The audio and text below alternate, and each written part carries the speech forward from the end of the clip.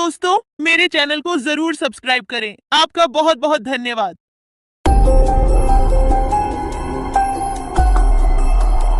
बहुत साल पहले की बात है। लक्ष्मीपुर के जंगल में एक पुरानी झील थी। वहां दिन में तो कोई घटना नहीं होती, पर थोड़ा सा भी अंधेरा छाते ही वह झील एक खूनी झील बन जाती। उस दौरान जो भी जानवर उस झील पर पानी पीने आ जाता, वह जिंदा वापस नहीं आता। कहाँ जाता, आज तक किसी को उसका पता नहीं चला था। यही वजह थी कि जंगल के सारे जानवरों ने, यहाँ तक कि जंगल की राजा शेर ने भी उस झील को खूनी झील घोषित कर दिया था। अब पूरे जंगल में कोई भी शाम को उस झील की तरफ जाने की हिम्मत नहीं करता था।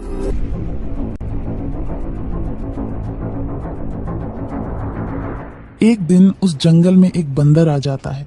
उसकी और खरगोश की मुलाकात होती है। अरे बंदर भाई, कौन हो तुम? पहले तो तुम्हें इस जंगल में कभी नहीं देखा। खरगोश भाई, आज तक मैं शहर में इंसानों के बीच चिड़ियाघर में था, किसी तरह आजाद होकर आया हूँ। क्या इस जंगल में मेरे रहने के लिए कोई जगह है?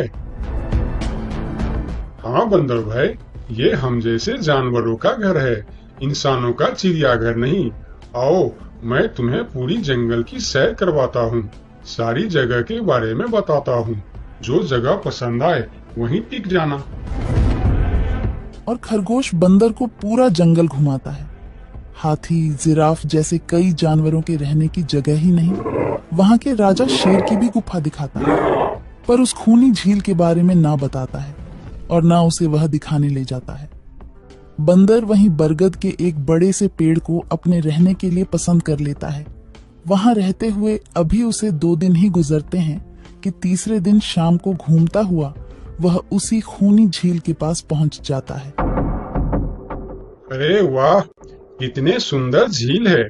जी तो करता है ठंडे ठंडे पानी में कूद कर नहा लूं, लेकिन सर्दी होने का डर है। चलो, आज सिर्फ ठंडा ठंडा पानी से अपना प्यास ही बुझा लेते हैं।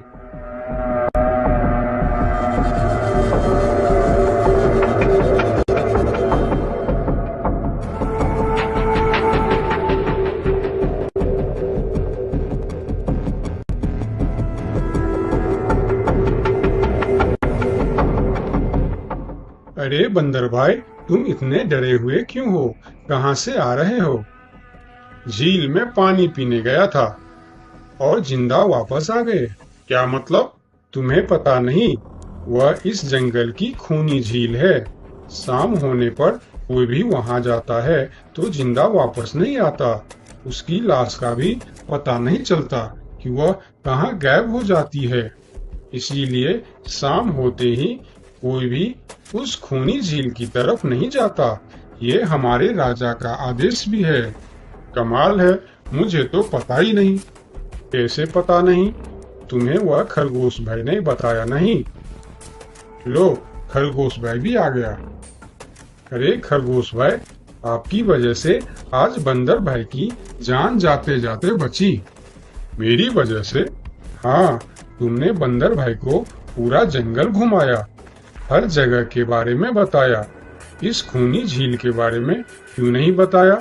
भूल गया भाई, मैंने तो सोचा ये तो पेड़ पे रहते हैं, इन्हें झील से क्या काम। अभी अभी इन्हें खूनी झील की खूनी ने पकड़ने की कोशिश की, ये तो बाल बाल बच गए, वरना खूनी झील की खूनी, क्या तुमने उसे देखा? क्यों, क्या तुम लोगों ने आज तक नहीं देखा? नहीं, हम में से कोई कभी भी शाम को उस तरफ जाते ही नहीं और दिन में कोई घटना नहीं होती। और यह बात वह जाकर शेर के दरबार में सभी को बताता है।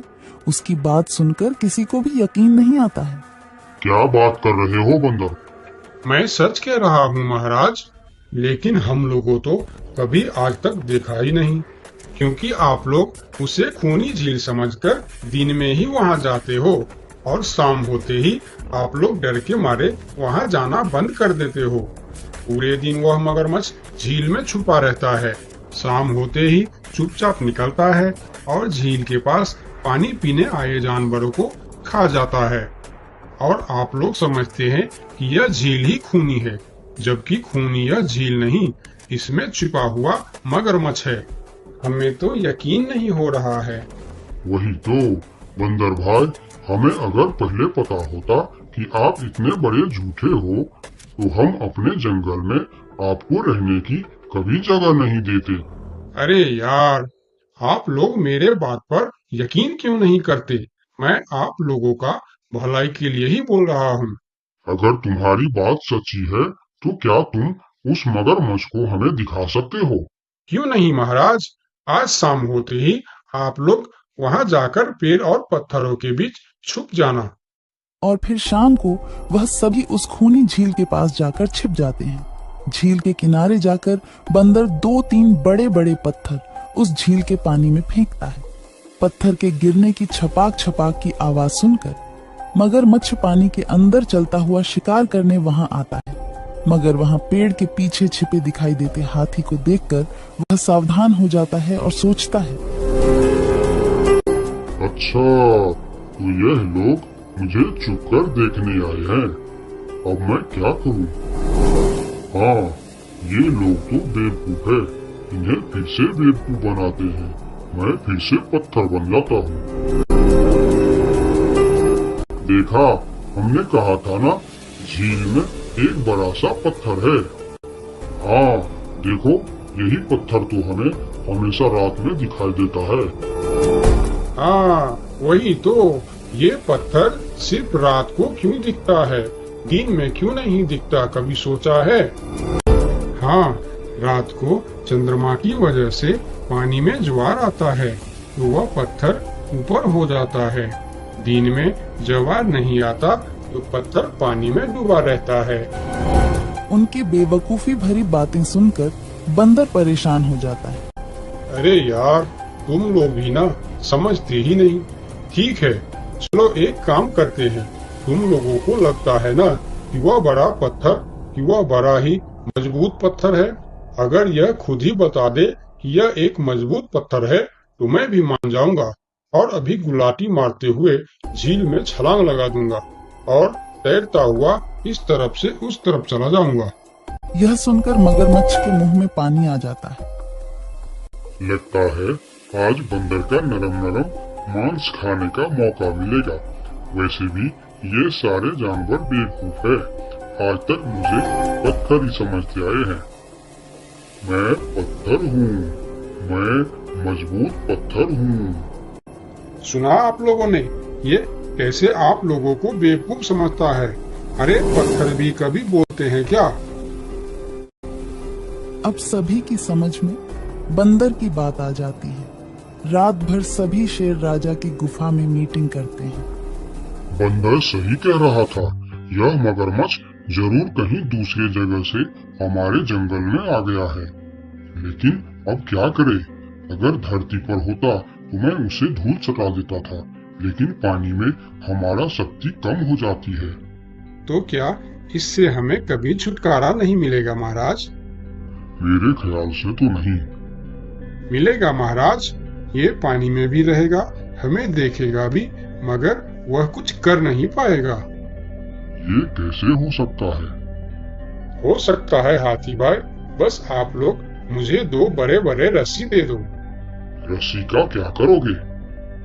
मैं शहर के चिड़ियाखाना में था तो एक एक तरीका सीखा है जानवरों पर कब्जा करने की। हम इस पर कब्जा कर लेंगे। और बंदर को 2 बड़ी बड़ी रस्सी लाकर दी जाती है। फिर बंदर उन सभी के साथ रस्सी लेकर उस खूनी झील पर पहुंचता है।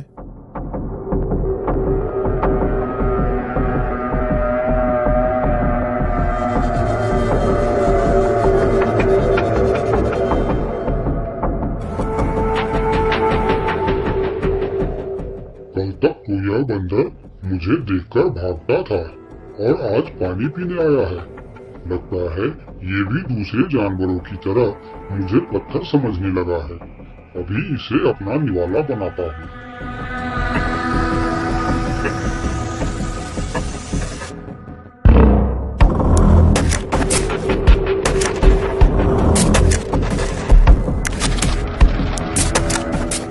अरे, ये तो भाग भी नहीं पा रहा है। अब यह जितना ज्यादा फरफराएगा उतना यह फंदा कसता जाएगा और चुपचाप रहेगा तो फंदा ढीला रहेगा। जैसे यह फिर हिलेगा फिर फंदा कसता जाएगा। अब न यह इससे छूट सकता है और न पानी में जा सकता है। अरे वाह, फिर तो यह हमारा कुछ भी नहीं बिगाड़ सकता। अब हम सारे जानवर इस झील में कभी भी पानी पी सकते हैं, कभी भी नहा सकते हैं। अब यह हमारा कुछ भी नहीं बिगाड़ पाएगा। अरे वाह बंदर भाई, मान गए। आपने तो हमारी समस्या ही खत्म कर दी, वरना रात भर हमें प्यास ही रहना पड़ता था कि हमें झील में पानी पीने गया और झील ने हमें खा लिया। तो आज हमें एक बात समझ में आई है कि किसी भी अफवाह के चक्कर में हमें अपनी जगह छोड़कर नहीं जाना चाहिए, बल्कि उस अफवाह का समाधान क्या है वह खोजना चाहिए, क्योंकि कोई भी जगह खूनी नहीं होती, उस जगह पर रहने वाला खूनी होता है।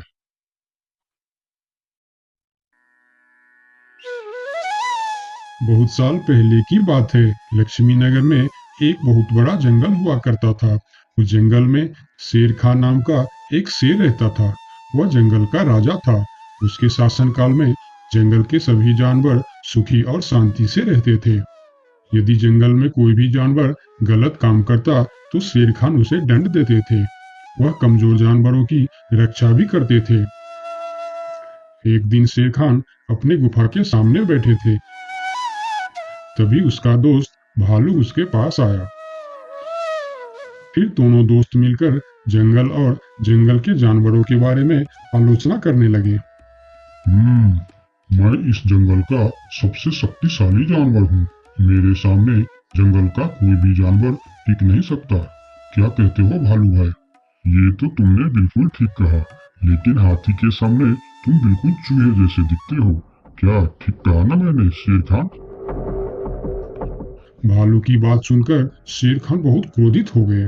भालू, तुम्हारी हिम्मत कैसे हुई मेरे बारे में इस तरह की बातें करने की? तुम्हें पता है तुम किसके सामने बात कर रहे हो?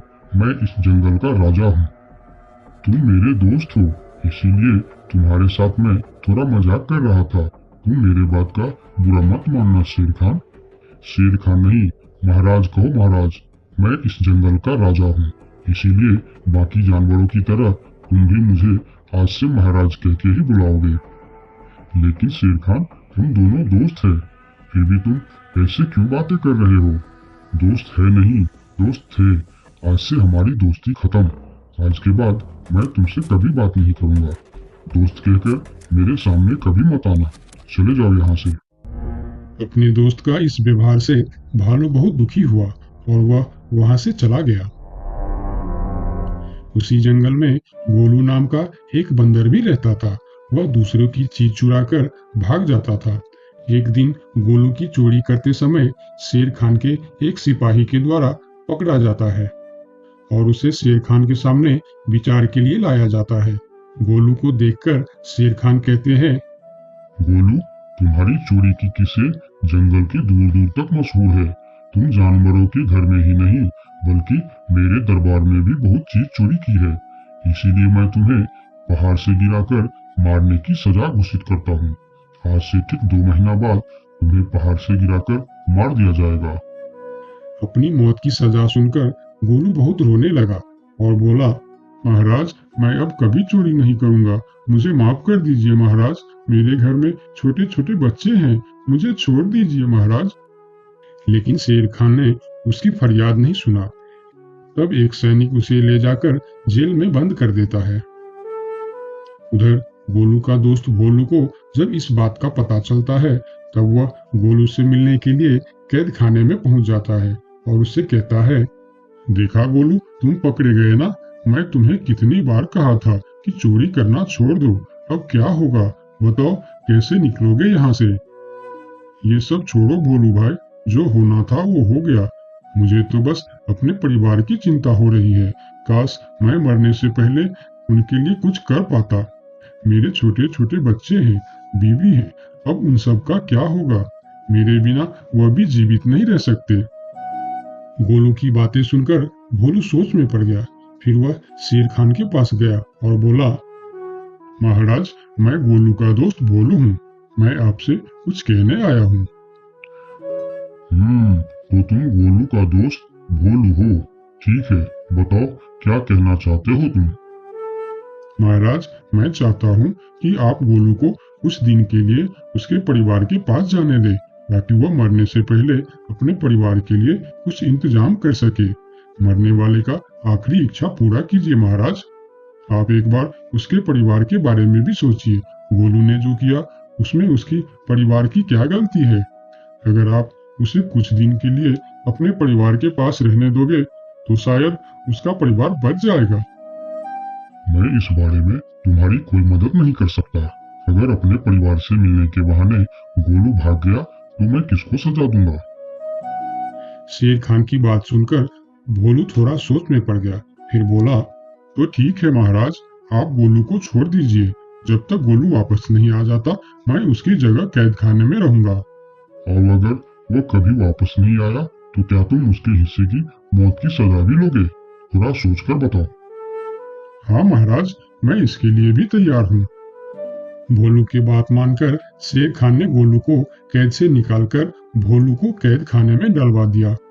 तब बाहर निकलकर गोलू ने भोलू को बोला, दोस्त, तुम चिंता मत करना, मैं समय से पहले ही वापस आ जाऊंगा। ऐसा कहकर गोलू वहां से चला गया और भोलू गोलू की जगह कैद खाने में रहने लगा। इस तरह बहुत दिन बीत गया, लेकिन गोलू वापस नहीं आया। तब एक दिन शेर खान भोलू के पास आया। देखा बंदर, मैंने कहा था ना गोलू वापस नहीं आएगा। अगर कल सुबह तक गोलू वापस नहीं आया तो शर्त के अनुसार कल शाम के समय तुम्हें पहाड़ से गिरा दिया जाएगा।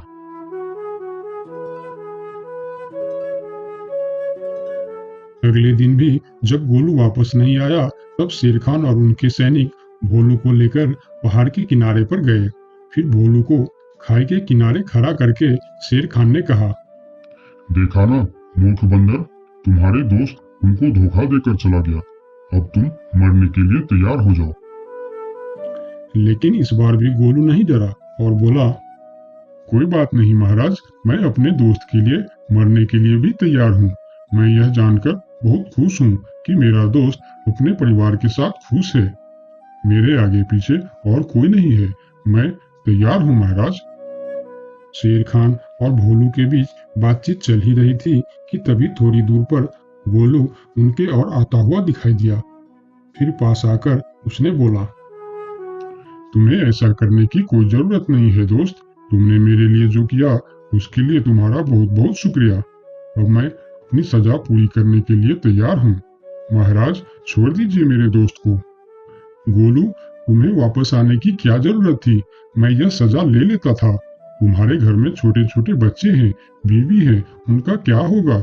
मेरे परिवार में मेरे अलावा और कोई नहीं है।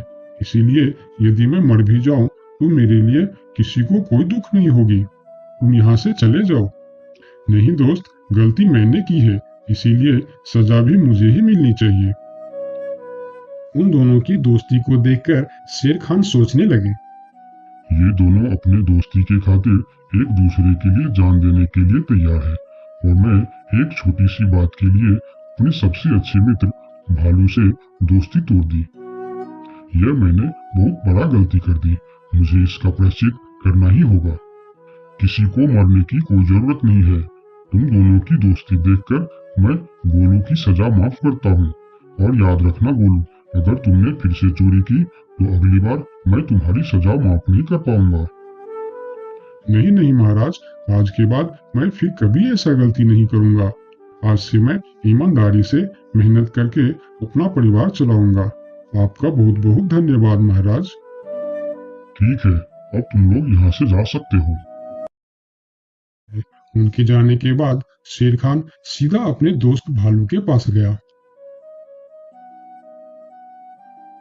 भालू मेरा दोस्त, मैं यहाँ तुमसे माफी मांगने के लिए आया हूँ।